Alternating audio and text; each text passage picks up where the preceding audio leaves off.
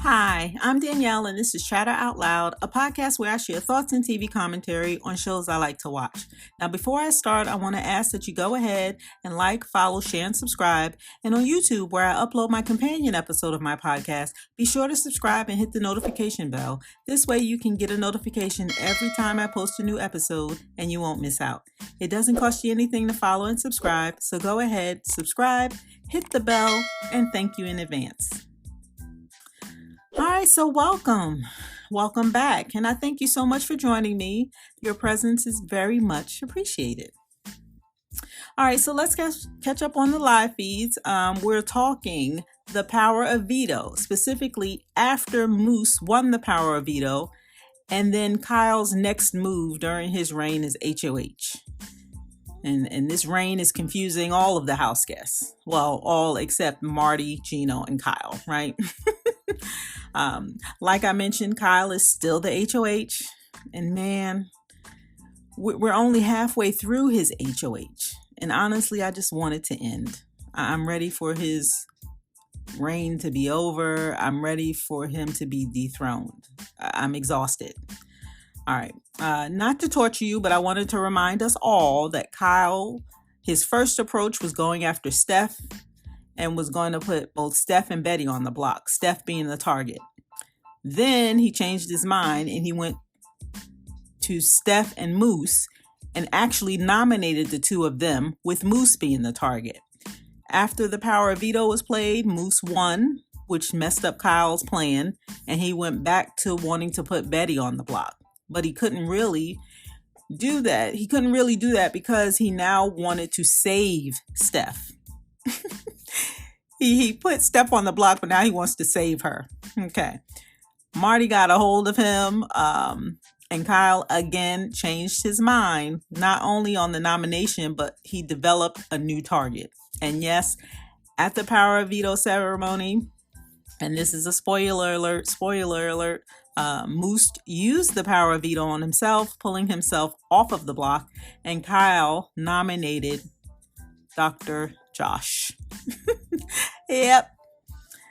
And let me say, the optics of this nomination, they do not look good for Kyle.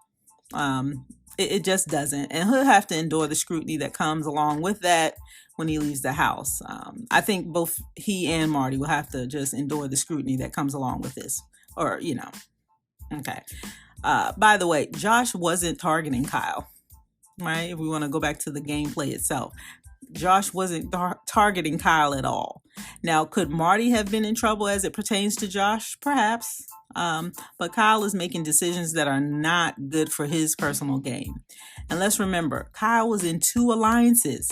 He has now nominated Steph, who was in that one alliance with him, and has nominated now both Moose and Josh, who was in the other alliance with him, the Savage 7, which Kyle says it's cracked. Like the Savage 7 is cracked. And that's because you cracked it, Kyle, with this disastrous HOH. Kyle, you cracked the Savage 7. And I believe that was a real alliance, and that was the biggest alliance of the house. And he just voluntarily cracked it.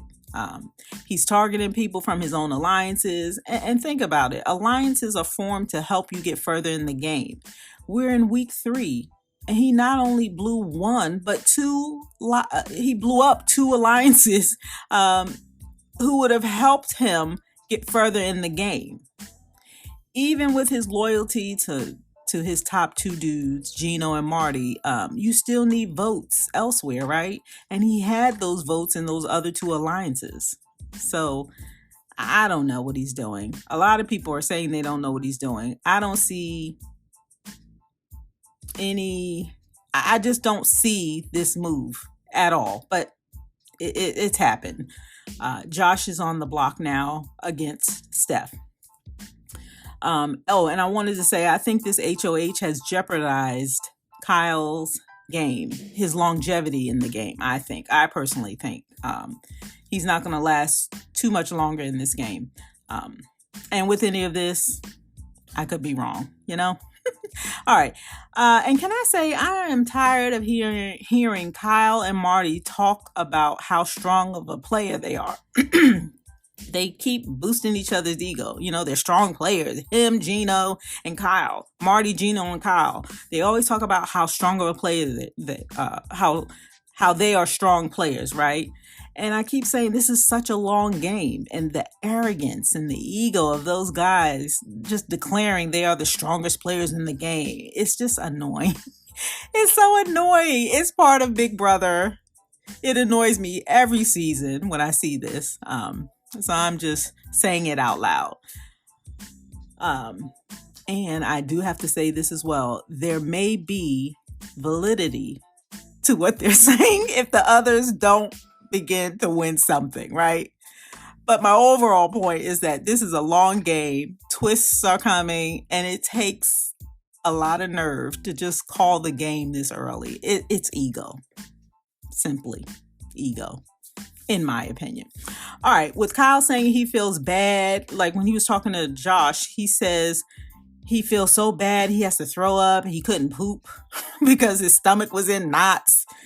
I think that's all a lie. And if it's not a lie, it's because all of this is happening with his stomach and everything. It's because he knows this is bullshit. It's bull. He knows it's not. What he's doing is not benefiting his game. It's just so unbelievable to me. And I hope, and I'm sending vibes and energy to the house, that they blindside Kyle and keep Josh. I really hope this happens. It'll not only be exciting for the game, but I don't know. The underdogs, right? I just want Kyle to be blindsided. The way he's operated in the 4 days now he's been HOH, it's just sickening to me. I can't stand it. I can't. In Kyle's calculation, he claims to have the votes to make this happen, to make Josh go home. And he thinks he has Herman's vote. And am I wrong to think that Herman is not a lock for him? Then again, Herman's flirtmance and then the bromance, I don't know. Do you think Herman will vote Steph out? I don't know. I just feel like I think Herman would vote to keep Josh opposed to voting out Steph, if that makes sense, right? He would vote to keep Josh, but not necessarily vote to get out Steph, right? I think he can keep the gameplay separate. Like, I think he's a smart guy. He's level-headed. He's logical. I'm thinking that's what I see. That's what I feel, but we'll have to see, right? One more thing, and if you have to tell me what you think about this. This move, this big move that Kyle is claiming it is, and what he's doing, it will only matter if Kyle makes the final 2 seats, right? If he places anywhere else in the game, it doesn't matter. This move it's moot. It doesn't matter at all. And quite honestly, this move is Marty's doing. And when Marty was talking to Josh later on after the nominations, he actually told Josh this. He says, listen, I went up and talked to Kyle, and after that, you're on the block. And quite frankly, he was telling him, you're the reason why you're on the block. And I'm like, listen to Marty. Oh my God, Marty is quite the character, right? But going back to Kyle, will this move, this quote unquote big move, mean anything if he doesn't place in the final 2 seats? I think it doesn't, right? And we're only in week 3. There's a lot of game to play. So he was in 2 alliances. He had the votes, because you need votes in the game, right? And he was in 2 alliances. You can have your top 2 people. There's nothing wrong with that, but you have to have numbers. And he just blew up 2 alliances that gave him numbers. So I don't know. It just doesn't make sense to me. Yeah, that's all I want to say. All right. Before the power of veto, Kyle is speaking to Helena, asking for her vote if he puts up Josh. This is before that they had that power of veto ceremony. He was enticing Helena with joining the alliance as a 5th person with him, Marty, Gino, and Herman. I think this is crazy for her to even consider. She'd be coming into an alliance as a fifth person. Yeah. And she would be at the bottom of the totem pole, right? And based on his reasoning, talking about strong players and all of that, what has Helena displayed to him for her to be considered a strong player? They've never said that to her before, I don't believe. But what has she won, right? I thought how they measured like strong players were they're comp beasts, they're winning, right? That's why they're targeting Josh, or Marty's targeting Josh, right? Every game they played, he's right there. He's almost winning, but he hasn't won. And then on the flip side, they say Betty can't win anything. She's a horrible player. She's coming last every time she plays something. She's not a threat. And they keep throwing out her name for her to be up on the block every time, right? So they obviously they place they measure what makes a strong player by their comps. And what has Helena shown? What comp has she won? Somebody fill me in. All right. And not only that, I wanted to say, do you think Helena sees this, right? When he had the gall to say, yeah, we need a fifth person, and we talked about it and thought that you would be the fifth. And I'm like, this doesn't even sound right. And I believe Helena to be a smart woman. And she has to see this, or, she was just putting on her makeup too, just powdering her face. And I'm like, she has to hear this and she has to see through this. It's not just a viewer thing, right? Sometimes as viewers, we look at this and say, why can't they see this? Or, because we're watching the game from every angle, right? Outside of the house. But in that moment, she had to have seen this. He just said, we were talking, meaning Kyle, Marty, Gino, and Herman were talking. And they said they needed a fifth person, and she was the person they wanted to choose. Like, that's not going to convince me. That's so foolish. And I can't believe he had the nerve to just do this, thinking that was going to persuade her to vote the way he wanted her to vote, in getting Josh out. It's just, I don't know if, I don't know. I just don't. I'm just making comments. That's all. All right.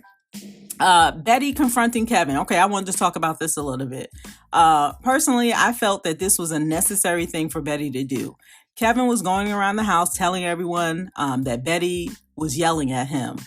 And I think that was a microaggression. And I know some people are saying, oh, you're always making it about what? This was a microaggression.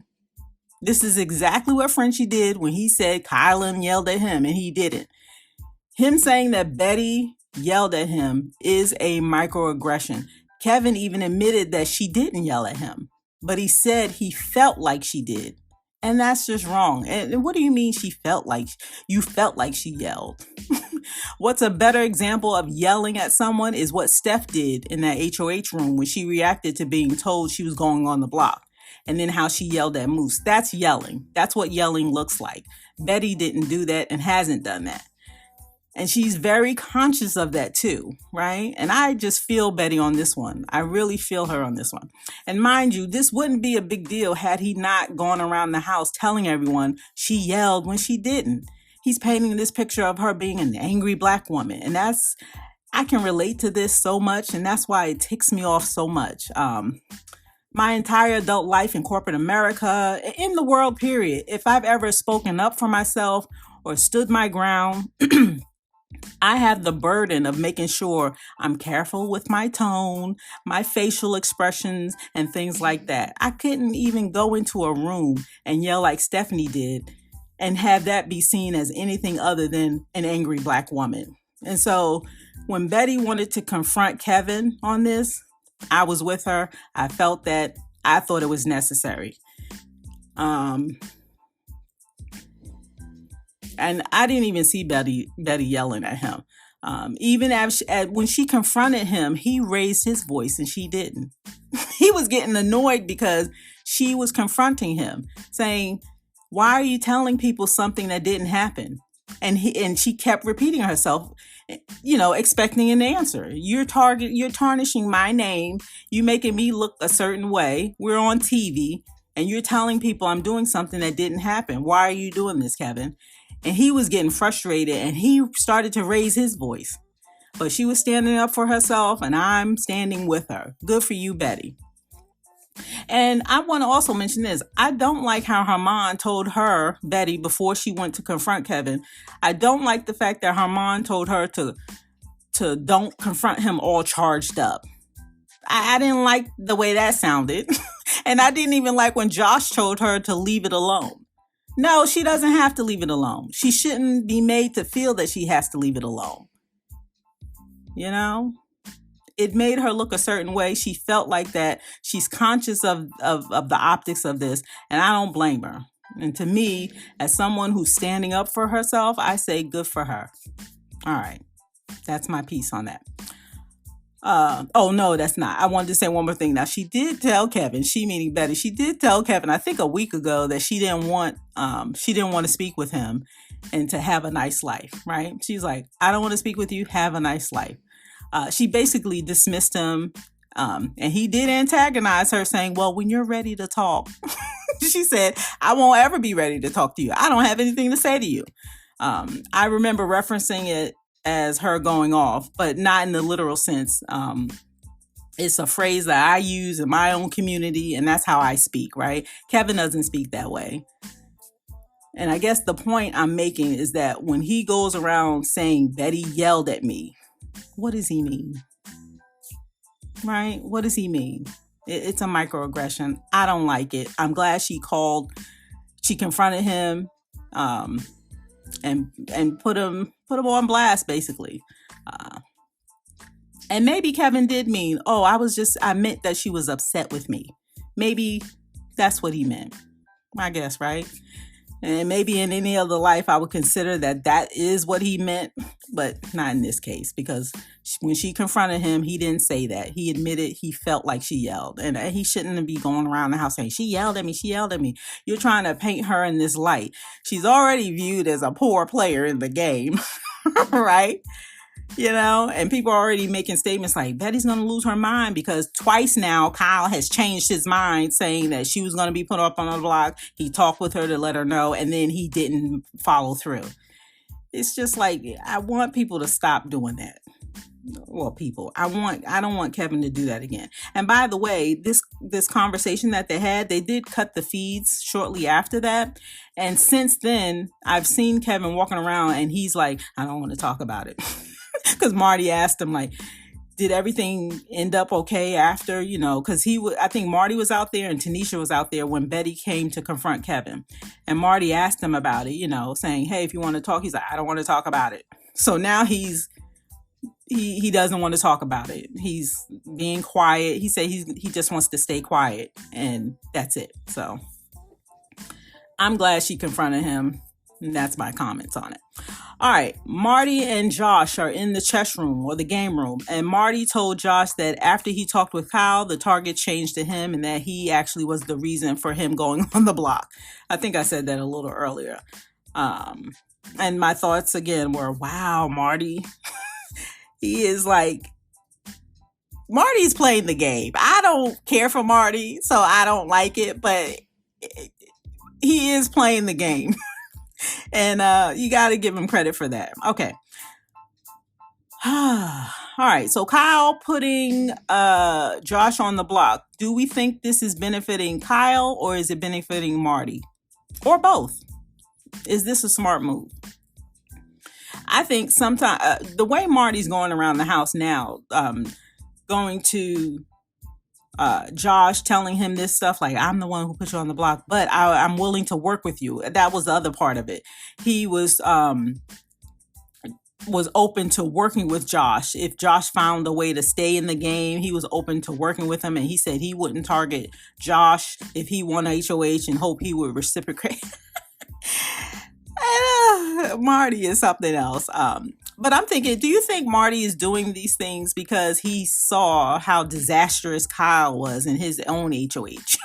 And maybe Marty is thinking, I need to get back up here, talk to other people, try to get feelers, because my one of my guys, or the person I'm loyal to, in the final three with, has really blew up two of our alliances. And now I just need help. Well, Marty was only in ever one alliance, but maybe Marty's seeing the writing on the wall. Like, what is Kyle doing?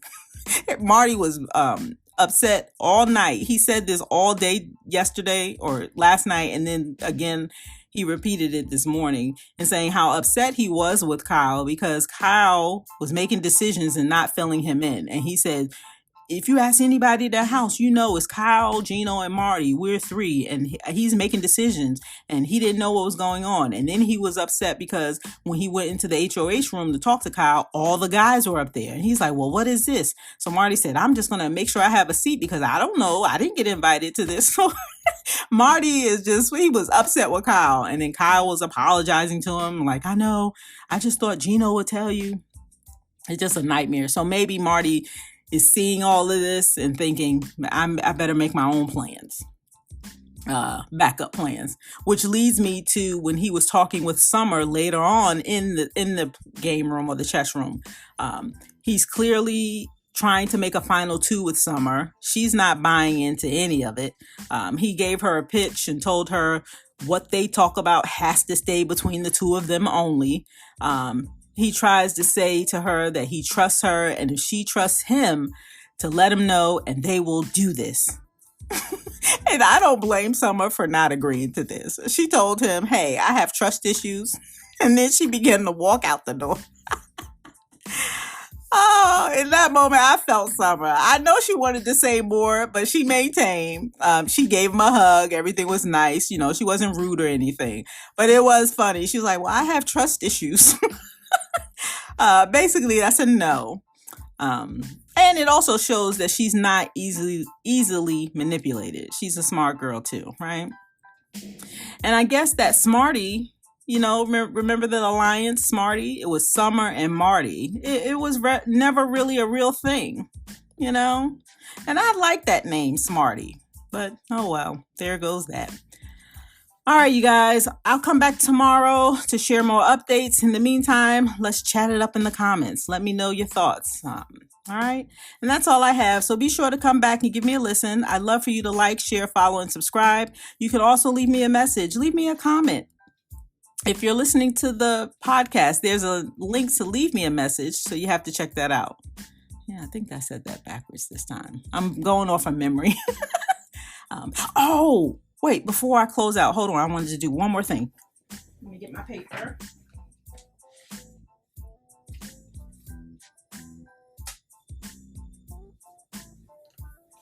Okay, sorry. I had to go get my little sticky note because I wanted to get some shout outs. I love that you guys are leaving me comments, and I don't know. I'm so excited about this. So I wanted to give a few shout outs. Okay. I always see Kamisha. What's up? Rainbows and Black Roses. Hello. Joey, Lou, Penelope, and Amy. I always see you guys in the comments. So thank you so much. I appreciate it. And anyone else who would like to comment, please feel free and share. I may give you a shout out. But I thought I wanted to just mention that. All right. My name is Danielle, and you're listening to my podcast, Chatter Out Loud. Thank you so much for joining me. And as always, I appreciate your support. That's all I have. Thanks again for listening, and I'll talk to you next time.